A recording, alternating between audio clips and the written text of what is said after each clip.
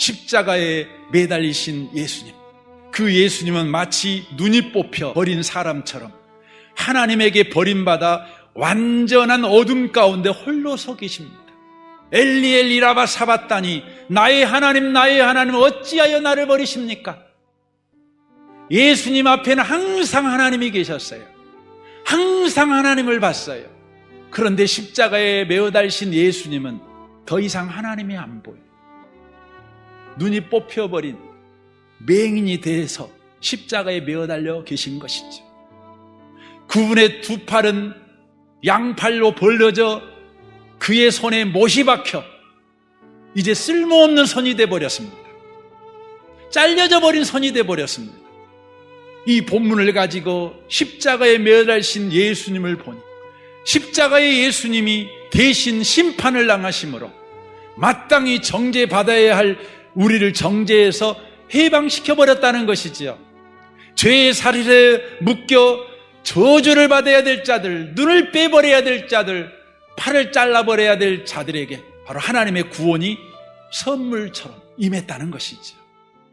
이 은혜로 하나님의 자녀가 된 사람들은 이제 남은 생애를 어떻게 살아야 되는 것입니까? 이걸 보여주는 장면이 요한복음 4장입니다. 바로 우물가의 여인, 사마리아 여인의 이야기입니다. 이 여인은 어떤 여인입니까? 이 우물가의 여인에게는 멈춰지지 않는 악습과 멈춰지지 않는 목마름이 있었습니다. 이 여인은 자신의 삶이 부끄러운 삶인 줄 알았습니다. 그러나 멈춰지지 않습니다.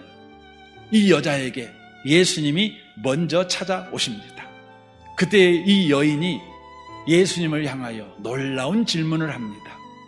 어디에서 예배 드리는 것이 옳습니까?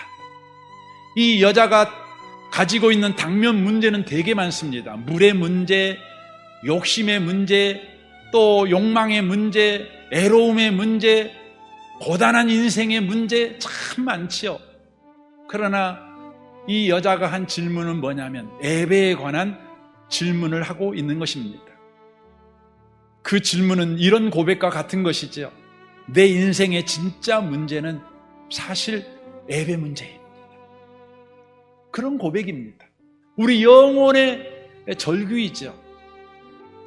멈춰지지 않는 악습과 멈춰지지 않는 목마름의 원인은 영적인 목마름, 예배의 목마름이다, 이 고백인 것이지요.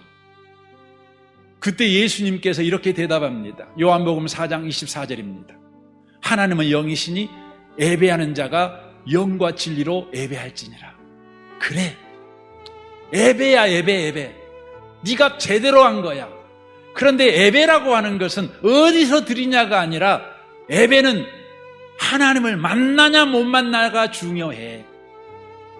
그러므로 네가 하나님을 만나는 예배를 드려야 돼. 어떻게 하나님을 만나는 예배를 드릴 수 있냐고? 하나님은 영이시니 예배하는 자가 영과 진리로 예배하면 하나님 만나게 돼 라고 말하는 것입니다. 여러분, 영과 진리로 예배한다는 것이 뭘까요? 그러면 하나님을 만나게 된다는 게 뭘까요? 제가 이 부분을 글로 써왔습니다. 한번 들어보십시오. 하나님을 만나는 예배를 드려라. 하나님은 보이지 않지만 인격적으로 우리를 만나주시는 분이시다. 그럼 어떻게 만나는가? 성령의 도우심으로 그리스도의 복음이 들리고 믿어질 때, 그때가 바로 하나님을 실제로 만나는 예배다. 그러니까 영과 진리라는 의미는 그것입니다. 성령이 바로 예수가 우리의 구원자다. 이것을 여러분과 저로 하여금 믿게 하는 거죠. 이 우물가의 여인이 바로 이 예배를 경험합니다. 내가 그리스도다라고 예수님이 말씀하실 때 이 말씀이 이 여인의 마음에 들렸습니다. 그리고 믿어졌습니다. 아, 내가 지금 이야기하고 있는 이분이 그리스도시구나. 그렇게 믿어지는 그 순간 이 여인은 하나님을 만납니다. 이 여인을 괴롭혔던, 그토록 오랜 세월 동안 괴롭혔던, 멈출 수 없었던 악습과 목마름이 즉시 해방돼 버립니다. 그리고는 양동이를 그냥 버려버립니다. 더 이상 나에게는 목마름이 없다 선언해버린 것이지요.